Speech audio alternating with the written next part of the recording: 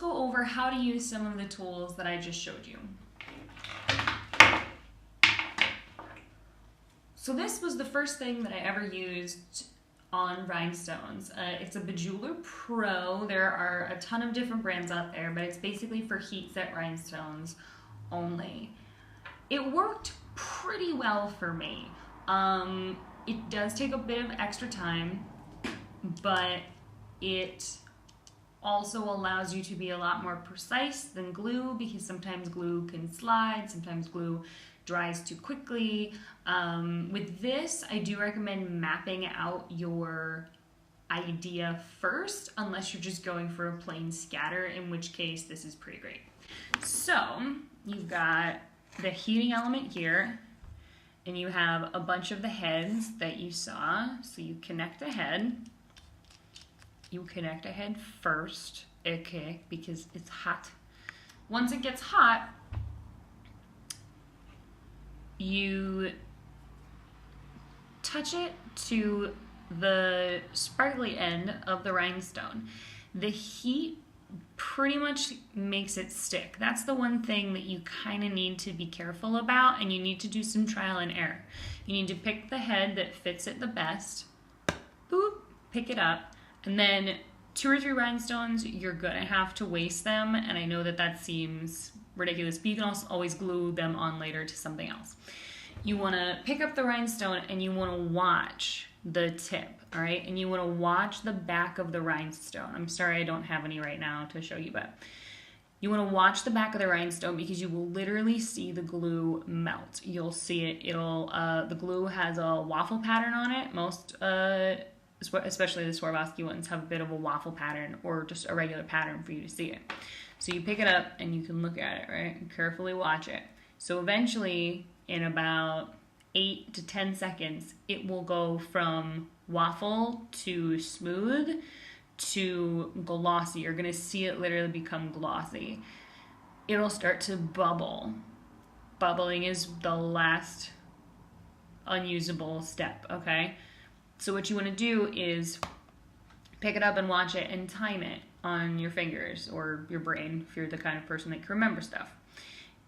When it bubbles, that's too much. So basically what you want to do is remember how long it is. You'll pick it up, you'll wait until about 3 counts before it starts bubbling, right when it's in that glossy, right when it goes from just melted to almost fully melted. Put it down on your fabric. Give it a nice solid press, not a huge press, because if you squeeze all of the glue out from underneath, it'll just bubble around the outside and you won't have any glue underneath of the rhinestone anymore. It'll just all squish out to the side, like when you squish a peanut butter and jelly sandwich together too much, it all squirts out the side, right? So you just want to lightly put it on. Sometimes it will not let go and it'll just come back out. So every time I do it, I like to take a pin and you put it down, right? So I'm putting it down on the fabric, and then you sort of slide the pin through this nice convenient hole, right? Nice convenient hole, just to sort of hold it down while you pull it up.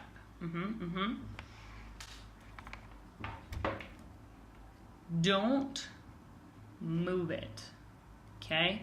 Once it goes down, that's where it goes. The glue, once you start squirting it around, if you put it down and you start moving the heat setter, the glue's not gonna work. If you put the glue down and you sort of pull it a little bit, the glue's not gonna work, okay? Eventually, the glue is gonna make this guy sticky, so that is what this guy is for. You will clean it out just like a grill. Now, this sucker is hot. It's very hot. So you need to stand for it, or you need to put it upside down in something. You need to unplug it and let it completely cool. If you need to do multiple sizes, you can take a pair of tweezers and undo it and put it, the hot guy, like hot. I'm serious when I say hot. It's hot. It's like a stove. Put it down. Your other options for heat set rhinestones include flipping them upside down, taking a pair of tweezers, and carefully putting them in a hot plate. You would basically purchase a hot plate, or or stove, whatever, I don't judge. And you need to get a frying pan that is, I've seen people do nonstick, I've seen people do like straight metal. I don't think that really matters. But you need to be really good with a pair of tweezers. You need to have very steady hands. This guy is great because even if your hands shake a little bit, you can really put it down where it's supposed to be. If you are using pliers or tweezers with the hot plate method, sometimes picking them up if you have shaky hands becomes difficult. Your other options for that, if you don't have pliers or tweezers, you can go to a medical supply store. I'm pretty sure you could get them at like a nursing scrub store too, and get the pliers that are meant for medical experiments, that squeezing them is what releases them, and when you let them go, they go back together, and that'll hold your rhinestone. All right, so we've talked about all of your heat sets, so let's put those away. And let's talk about your glue methods. Glue methods are pretty great because you can glue anything. Yes, you can glue rhinestones, you can also glue sparkly beads. You can pretty much glue anything onto your project. Now, there are obviously a ton of different kinds of glue. You've got your regular old hot glue, which is totally acceptable.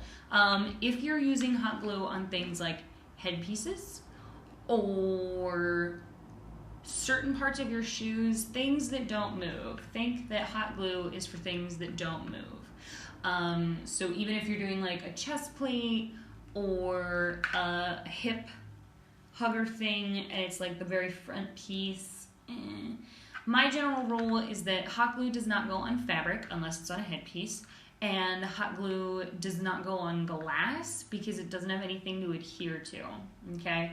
Hot glue is for things like cheapy rhinestones or papers or plastics, things that will actually allow it to do it. So this is a cheap one. This I think was seriously like $2.99. It uses mini hot glue sticks, and it's pretty great for anything you really need to go fast. Foam, cheapy rhinestones, anything like that. This one is a slightly more expensive model. It has a high and a low setting, so you can use extra hot or you can use the cold set, well, low, cold, which is more prudent for foams or foam core or anything that might possibly melt. Again, hot glue sticks, pretty much universal. You can get colored hot glue sticks, which is kind of fun because then you can make a line of it, add some rhinestones real quick, and anywhere that's not covered is colored. I've heard rumors that you can put glitter glue sticks, like they sell glitter glue sticks for hot glue. I have personally never tried them. Let me know if you have, and if it totally screws up. I would suggest getting one of the cheapy like $1.99 ones, and like that is exclusively your glitter one, but there you go. So let me know how that goes. Our old favorite E6000. I don't know how they let me get away with bringing this. I mean, it's almost totally empty. Luckily, there is always more that you can scrape out of the E6000. So I roll mine up like a toothpaste tube. You can literally open up the cap and dig it out from inside. Or if you're literally your wit's end, you need 5 more rhinestones on your project and you don't want to open a new one, you can take an X-Acto and it'll just, blah, there's always more. I'm sure that you've come across this issue as well, where the E6000, too much comes out. And if you use the pointy applicator that comes with it, you end up wasting a lot because eventually you have to put the cap back on, and then either that pointy end is just useless, you have to clean it out, and you're gonna waste a lot of glue. So what I have found is I have one of these. It's basically a plastic popsicle stick that came in a waxing kit that I got forever ago, and it's pretty easy to rip the old glue off of. I left it on there so you could see just how easy it is to sort of peel off. Yeah, it'll take a little while, but I'm not really a clean crafter. It's one of my downfalls. So I would always just sort of put a little bit on there, close up the E6000, and then use, you know, a bobby pin or a safety pin or something to take it and boop, boop, boop, boop, boop, and put it exactly where I needed it to be. Wooden tongue depressors or big pieces of scrap cardboard are very useful. Anything that you can use to get it out of the bottle so that it's in a workable area, like a little palette for you, is probably your best bet. When placing your rhinestones, you have a bunch of options. So you have tweezers, boop, boop, boop, boop. Again, mine are super messy. They need a very good cleaning. Pliers of all kinds.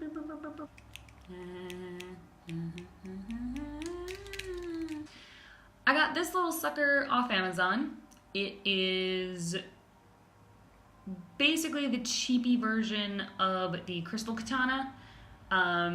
If anybody's used a crystal katana, let me know. I'd love to see what it's like. It's basically a little ball of goo. It's not very sticky, but you know, when you touch it to a rhinestone, it's sticky enough. You can mold it into any shape that you want. That makes it pretty easy to pick up larger items because you can, you know. So this is great. However, I have found something better than this, and eventually I'm sure I will remove this once I have the emotional ability to let it go, because I do like this little flat handle. So here is what I have found, and yes, I'm using a giant knitting needle, number one, because I don't know where the other knitting needle is, and number two, I don't knit anymore. So, this is what I have found. I have made myself a little spear tip with poster tack. So remember when you were in college and you couldn't put any holes in your wall, so you had to buy poster tack at the college campus store. It is white and it is stringy. Hello. And so far I have found it is the best replacement for a crystal goop setter that you can purchase from somewhere.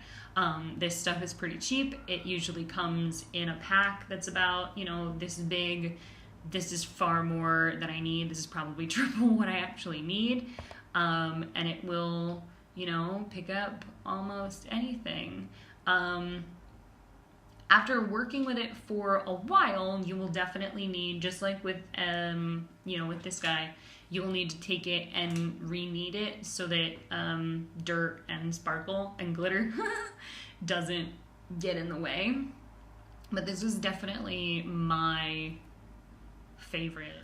So you have a lot of options when you are designing your pattern for your rhinestones. You can go with the general scatter, and to make a general scatter, what you're gonna wanna do is literally pick about how far apart you want your rhinestones, right?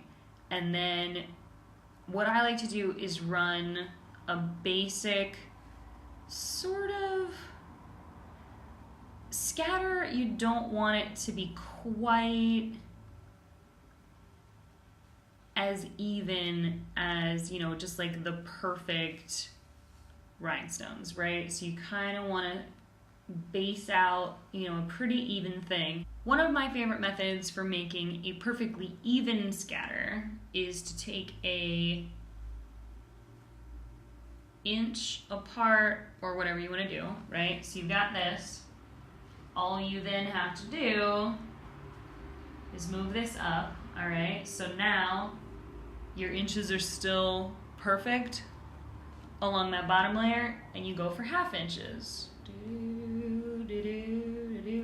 And then you slide it up again. Simply slide it over so that those are on the inches, and you go for half inches again. Half inch, half inch, half inch, half inch, half inch. So that it makes a really perfect and even. So you can see the difference. So this is wild scatter. This would be perfect scatter, okay?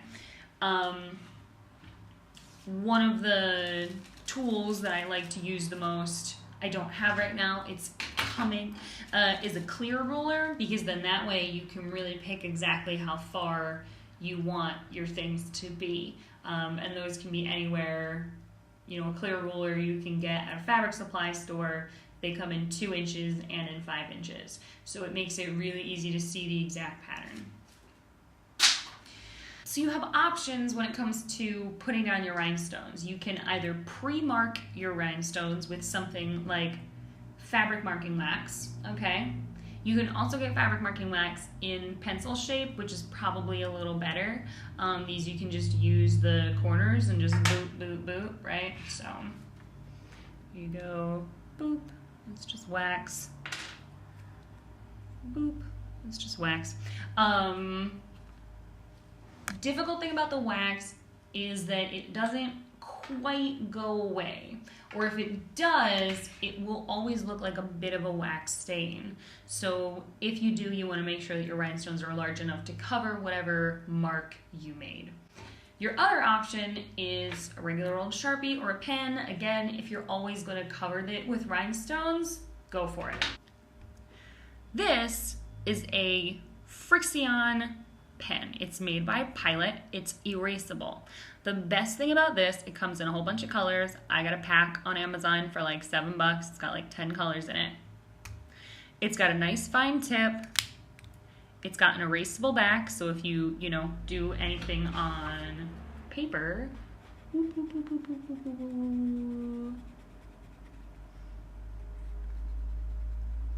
aha, there we go. It erases. It's brilliant because it also goes away when you hit it with an iron or a steamer or put it in the dryer. Anything that's heat-based, whoosh, it goes away. This is a black pen. It will go away on white fabric. It's pretty cool. It's great for rhinestones, especially heat set rhinestones, because you can make a larger X, put your rhinestone down, and the mark will go away.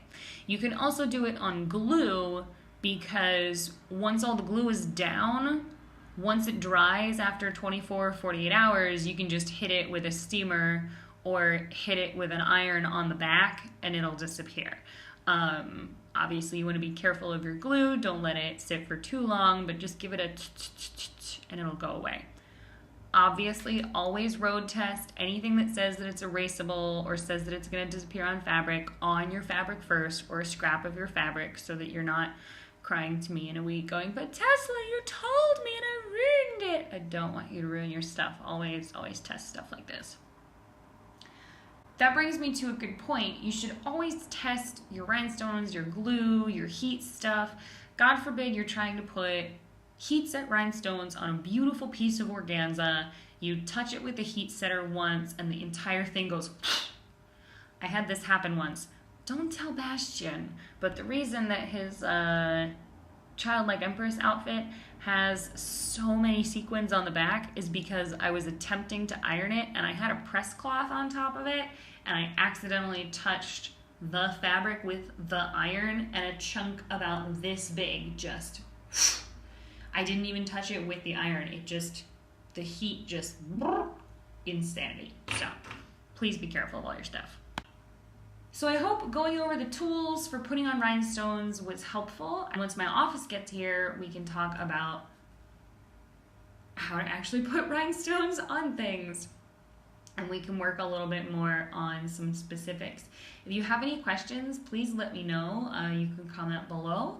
And thank you so much for supporting this page. I hope that all of these tips and tricks are useful for you and you have learned about some new items that might be useful to you. Again, not everything works for everyone. I really loved using that hotfix guy for the first couple of years that I worked, and then for some reason it just didn't work for me anymore, and I found I was better with glue. Honestly, and it could have been the types of items that I was making, it could have been the amount of rhinestones that I was putting on, it could have been any number of things. So work with as many things as you can and see what works for you. Get together at stripper brunch and use other people's tools and see if they work for you. And I hope that it works out for you and that your costumes can be super sparkly. Have a great day. I love you guys so much. I miss Philly like the Dickens, and hopefully I will see you soon. Bye.